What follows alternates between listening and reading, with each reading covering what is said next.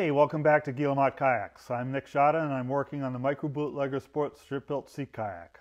So I just got back from a trip up to Maine to scout out the locations for the Schade Sea Kayak Retreat. It's going to be a great time. Jerry and I explored some really beautiful coastline and we're really looking forward to it. So back here in the shop, I need to start thinking about putting the deck and hull together. The interior work's just about done, and now it's a matter of sticking the two halves together again and making something that looks more like a boat. So the first step in that will be cleaning up the part line. There's still some ragged edge of the carbon Kevlar there and maybe some drips along the edges. So I need to take a plane and clean that edge up, make it nice, smooth and straight so I get a good tight joint between the deck and hull. I've got some other things I need to do today, including catching up with work that was neglected while I was up in Maine. So I'm not sure how far I'll get today, but if this takes a couple days to produce an episode, so be it. So let's get started. So way back when we were just first starting to add strips to the forms, I beveled the top edge, and in that case it was the bottom edge of this strip in preparation for it meeting the deck. So this is the hull, and I want the joint between the top edge of this strip and the bottom edge of the deck strip to be a nice tight joint. I've got epoxy drip out here, I've got the carbon Kevlar here, and despite my best efforts I don't have that trimmed right down to the edge of this wood, but I need to do that now. Any glue that's built up here will keep the seam from getting tight. Any Kevlar here will also get in the way, and so I'm trying to trim that down. I could use my nice Lee Nielsen plane, but I'm trying to do a pretty aggressive cut here on Kevlar, which honestly does not want to be cut. So I have my old Stanley, which I've sharpened up well, and I've opened the throat up so there's plenty of room for chips to get through. Even so, you'll see that some of this Kevlar just fuzzes up and has trouble getting through that gap. I'm just going to start planing away at this, trimming down that excess cloth. So you see I'm starting to cut back the cloth and the buildup of epoxy on this edge. And some people ask about, with cove and bead strips, whether it'd be a good idea to use the cove and bead between the deck and hull joint at that part line, at the shear line. And these drips right here are the reason I don't bother with cove and bead. So even when I am using cove and bead for the body of the boat, I plane off the cove and bead at the shear line or the part line. So these goobers of epoxy will just fill up the cove and mess up the bead, and so you'd end up having to plane it anyways. So I just start out, when I'm using cove and bead, I just start out at the shear line with a square edge. But here we're not using cove and bead, so I just want to square this edge up, and a little patience. And notice I'm angling the blade so as it cuts, it pushes the Kevlar in. I could hold the blade this way, and that will tend to peel the Kevlar off and create fuzzies on the outside. So I'm using a shearing cut with the plane, and I'm shearing in towards the wood.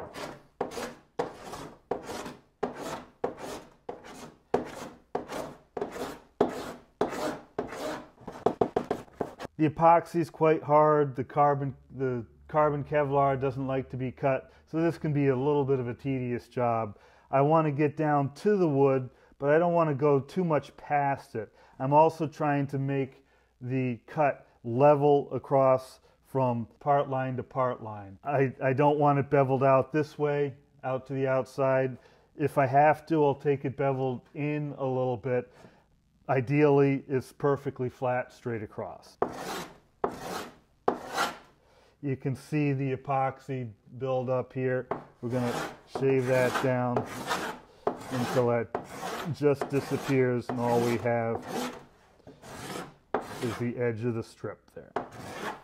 So just about like that. We might give it a little final touch before we're done. We're looking to get rid of all the goobers of epoxy on there and make a nice smooth level surface. There are places where the Kevlar just didn't want to get cut nice and clean. Usually you can start to get away at those one way or the other. This is my Japanese float type grasp.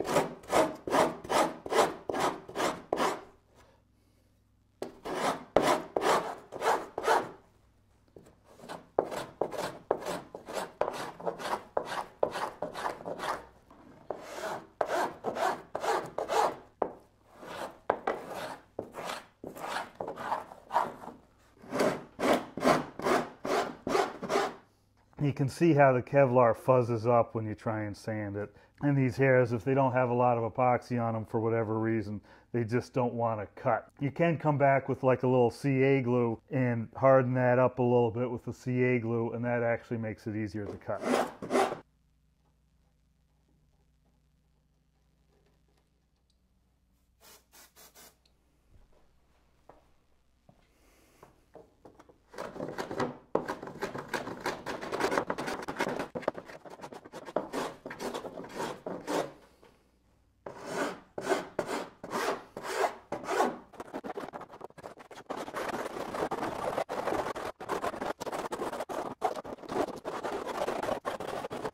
So with the microBootlegger, the part line is perfectly flat and level. That's not the case with a lot of my designs, but the microBootlegger designs, that's the way I build them. So I want it straight across from here to here, and I want this line to be straight.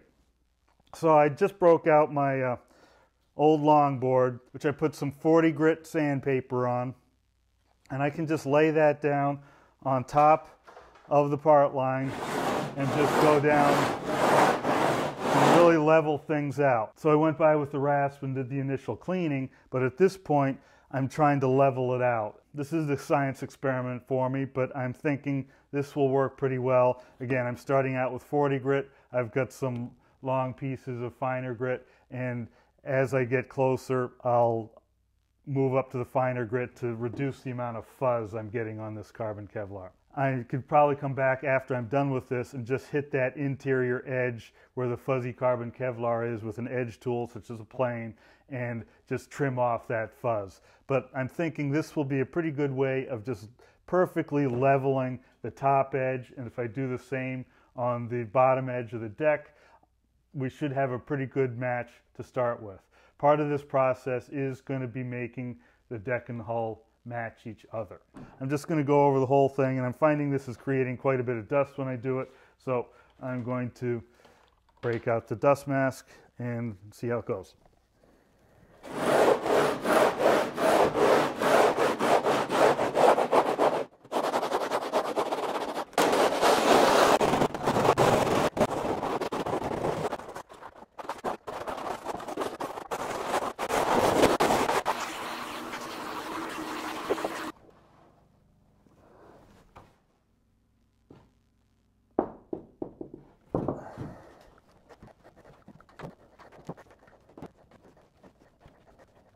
So that looks like a good fit. That system with the longboard seemed to work pretty well. You know, I'm always trying different things, and in the past I haven't been dealing with the carbon Kevlar on that interior fabric, which that stuff's hard to cut. Previously, with my microBootleggers, I've either just used fiberglass or carbon fiber, and the carbon fiber cuts pretty easily. So I was struggling there a little with the Kevlar. As soon as the plane got a little bit dull, it no longer cut effectively, and I found that that sandpaper was much more effective. And I've got a nice level, straight seam there. It's looking excellent. So I'm going to break for lunch, and then when I come back, I'll key the inner and outer surface where I'm going to be glassing, and I also want to mask off the interior so I don't make a mess of the interior. All that clear coat that I put on, I don't want to get that goobered up with epoxy. So we'll flip this back onto the other forms and do a little bit more prep work, and then we'll see if I can get it all strapped together today. I do have a meeting right after lunch, so we'll see how far we get. So I'm back from lunch and my meetings, and so like I said, I'm just going to do a little bit of cleanup of the edges here. I think everything looks nice and tight, so just final cleanup, make sure there's no fuzzies, and make sure the surface here is scuffed up for the interior seam tape. I also will sand the outside to just make sure it's even, there's no drips or anything running along the outside, so when I go to line up the outside seams, I have a good reference edge to refer to.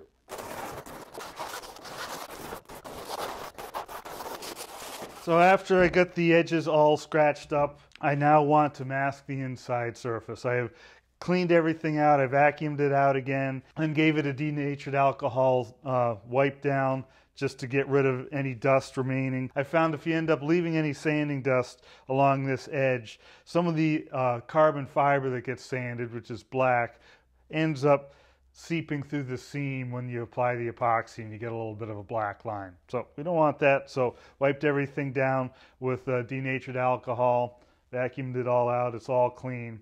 So at this point I want to mask off the interior. I've got some of this masking film with masking tape along one edge, so I can use that on the inside. So it's just a thin, lightweight film that's sort of staticky and clings to the surface, and that will protect the interior surface. But I want to leave enough room unmasked so I can get my interior seam tape along this edge. So what I have is some 1.5 wide masking tape here, and if I have 1.5 on that side, 1.5 on that side, I should have enough room for the seam tape. So basically this masking tape is just a non-permanent mark for 1.5. So I'm just going to put this right at the part line down 1.5, and then I'll start the masking below that and end up peeling this tape off. Like I say, it's just a convenient non-permanent method to make sure I've got enough room. I could come by with a pen or marking gauge and scribe a line down here, and that would be very accurate, but it would leave a mark. So this doesn't leave a mark.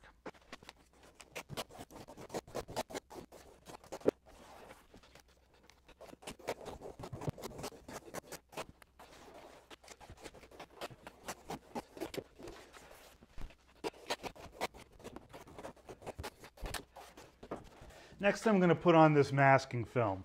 Again, it's got masking tape along one edge and then a really thin film connected to it, so I can just drape that across the whole interior surface and protect it from epoxy. Couple things to consider. When I do the interior seam tape, I do one side, let it cure, and then do the other side. So what that means is I'm going to have my masking in there until after the epoxy has set up hard. And I don't want to end up with this masking tape permanently glued in there. Normally, I would peel masking tape off while the epoxy's, set up a little bit green, but soft enough that the masking tape peels right off without leaving any residue. In this case, I'm going to have to leave the tape in there until after the epoxy is cured. So there's a good chance that the masking tape would get glued down.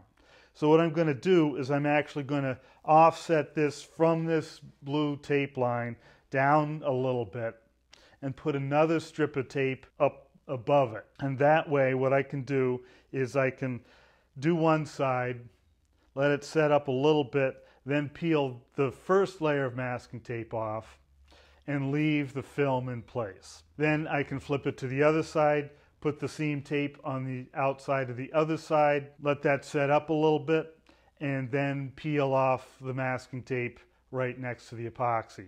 By having 2 layers of masking tape, I keep the wet epoxy from hitting this masking film, so I can leave this masking film in without having to worry about the epoxy permanently bonding residue to the inside of the boat. The other thing I need to consider is I can't reach all the way up into the ends here to remove the film. As a practical matter, nobody's going to see if I've dripped a little bit of epoxy up into these ends. So to keep from having bits of this masking film glued down all the way up here in the end, and to keep any loose film from sagging and getting in the way of the work as I run the seam tape up all the way into the narrow ends here, I'm going to end this masking film a little bit before the ends and tape down that end so I don't have a loose sagging end there. Again, the film will not come all the way into the ends at either end, and I need to work around things like the skeg box back here and mask around that. This does complicate getting the seam tape down because I have to work around that. So it's quite easy for epoxy to get all over this piece as I work. I'm just going to end up running this masking film down about a ½ inch below the blue line and have it end, about this far from the end at either end. Nothing precise about it, just where I figure it's going to start to get tight.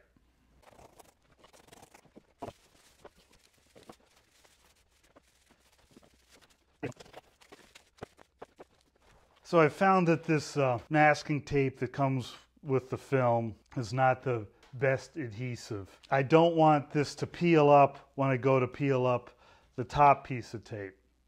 So I'm thinking I'm just going to add another piece of my green tape, which is a much more aggressive adhesive, over the top of this, overlap it onto the Kevlar a little bit, like half the distance here.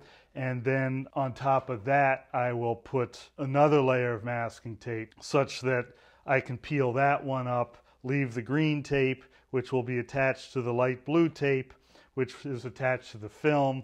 That green tape will hold the light blue tape in place while I'm peeling up the blue tape that's going to be the top layer. So there ends up being a lot of layers of tape on here, just to be sure nothing gets screwed up as I'm working on it.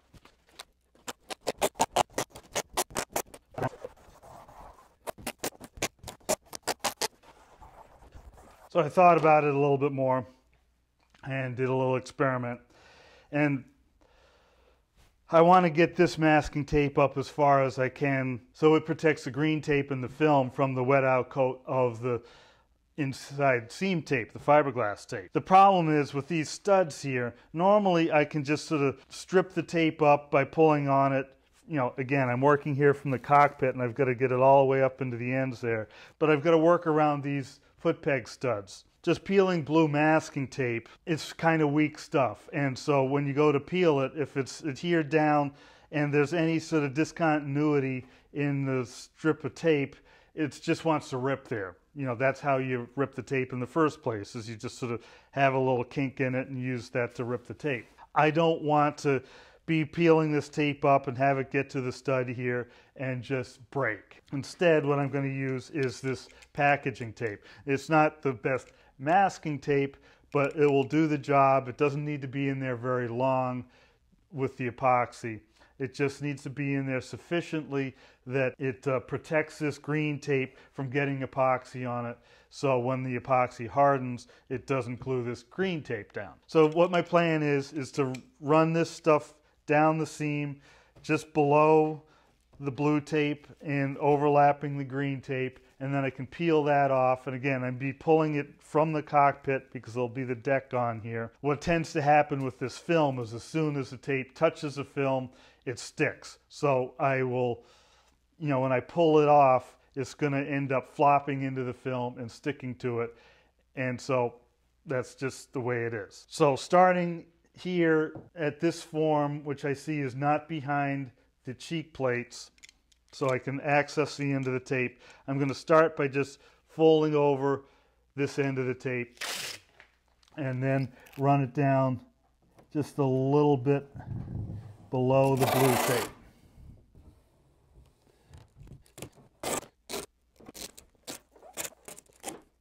And again, I'll burnish this down so it sticks well.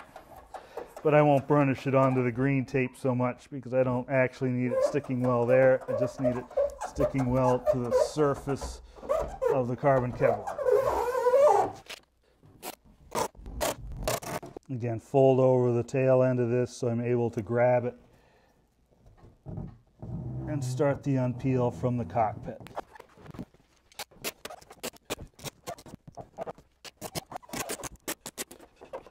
All right. So now that's taped up, and this blue tape has served its purpose as a guide for where we want the masking tape. So I can pull it off. So right now I've got masking tape on these studs left over from when I was doing the interior clear coat. And that will keep the epoxy off of the threads. But my concern is I'm reaching down from the cockpit on this side, and the cockpit is quite a distance from this stud here. And I can just imagine if I get some epoxy down around the base of this masking tape that it's really not going to want to come off, and that would be a hassle. So I'm thinking what I'm going to do is peel this tape off and mask it in a different way, which I hope will be easier to remove. So what my thought is I've got this polyethylene tubing. Epoxy doesn't stick to it. If I end up with a piece of tubing like this, reaching from one to the other, that will protect the threads, and I'm thinking that I'll be able to remove it fairly easily by removing it here and then pulling it off. So that's what I'm going to experiment with. I don't want it to be in the way of my work. I'm going to try and cut that as short as I can. Cut off little bits at a time. I think that'll work. And that should be good protection for those threads. Okay, that should do the job there. You know, come off too easily, but they come off easily enough. So now I won't get gummed up with chunks of masking tape soaked in epoxy down there if I should get a little bit messy in my work. Now I'll work on masking out the inside in the same manner. I got to work around the cheek plates here and the skeg control, but pretty much the same drill.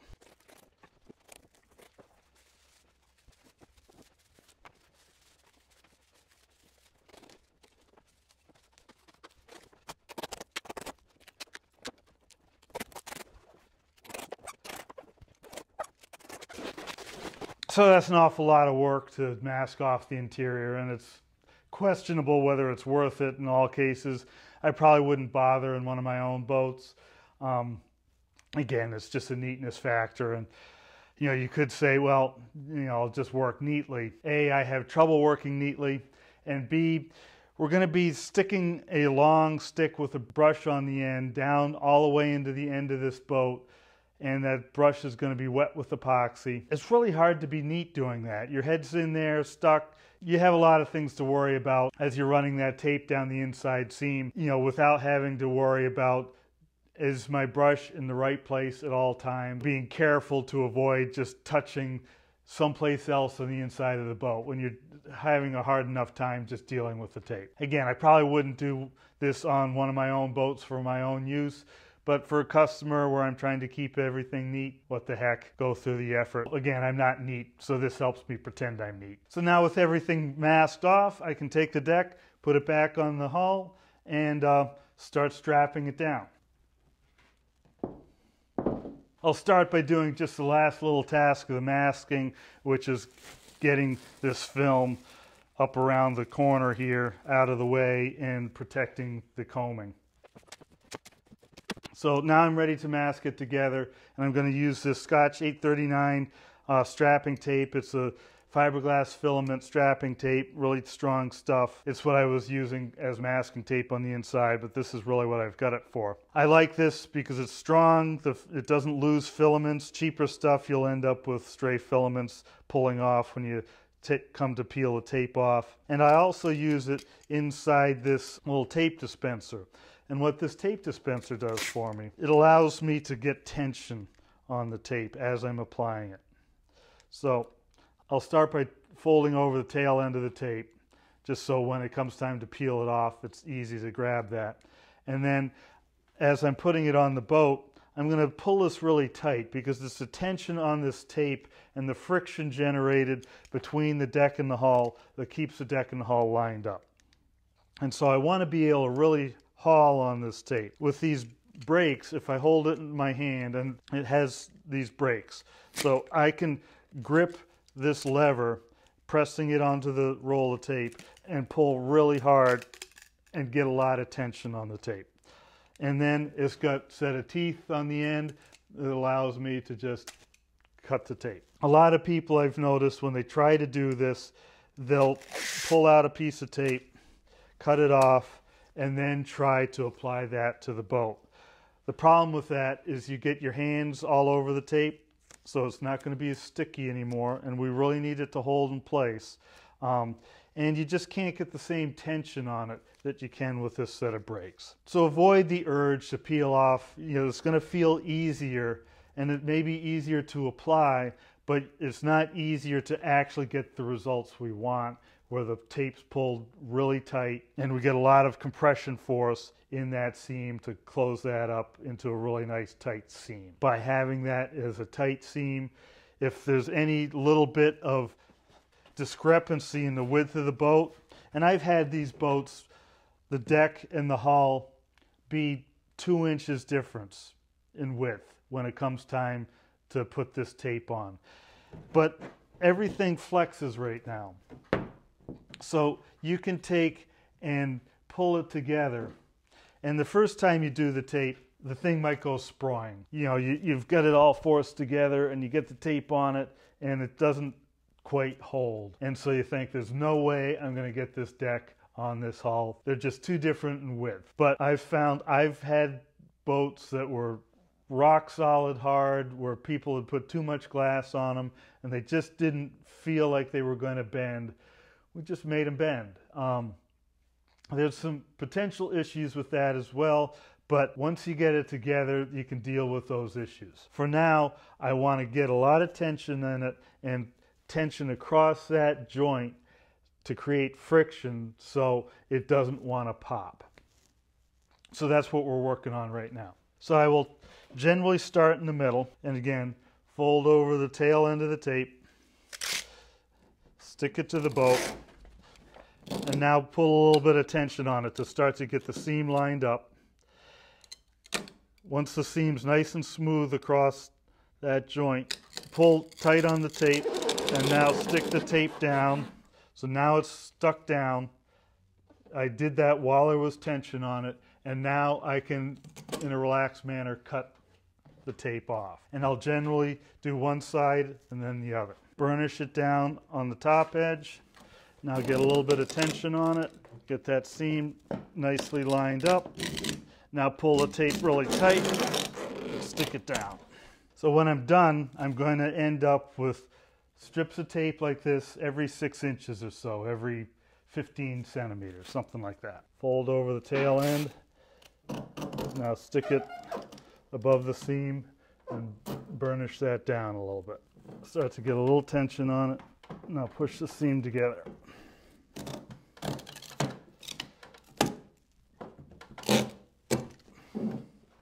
All right, we still have a little bit of an overhang there. In this case, the deck is a little bit narrower than the hull. I'll get a putty knife in here. Get it lined up. Now we'll stick another piece of tape a few inches farther down. Get that seam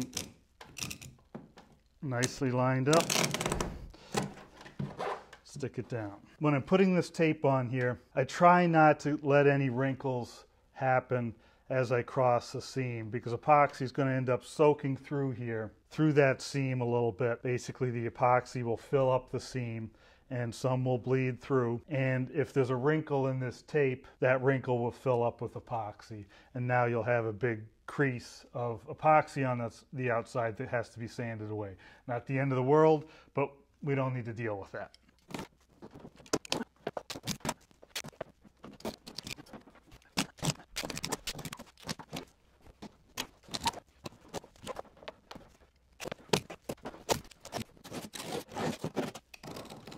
So this got tight enough that I couldn't slide it.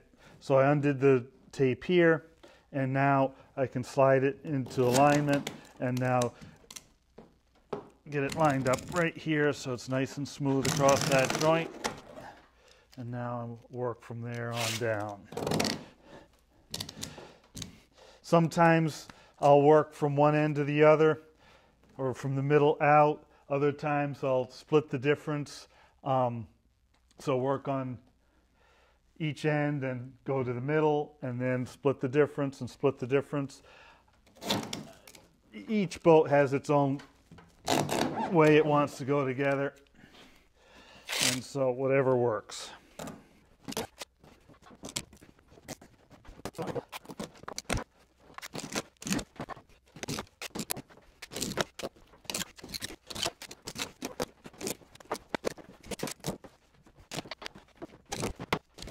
got a really fine little crack right here.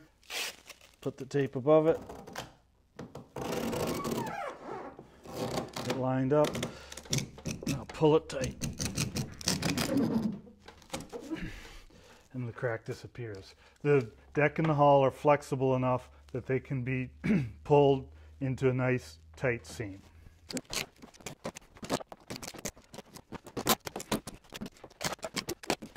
So that tape should be enough to hold that seam while we do the inside seam.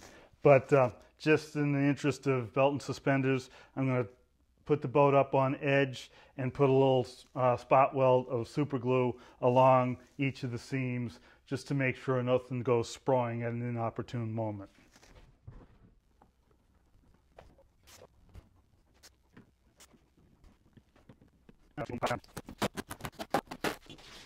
So this episode's gone on entirely too long. Thanks for your patience to watching this long. I actually intended for this to go further. I wanted to get to the actual application, the interior seam tape, but that will have to wait till the next episode. So the next episode will be taping the inside seam, running fiberglass tape and epoxy up the inside seam using the brush on a stick. But if you had the patience to sit through this whole episode, I think I deserve a like. And if you're interested in seeing what's coming up next, hit subscribe, turn on notifications, and all that good stuff. If you want to help support the production of these videos, head over to Patreon. I really appreciate your support. So, until the next episode, thanks for watching and happy paddling.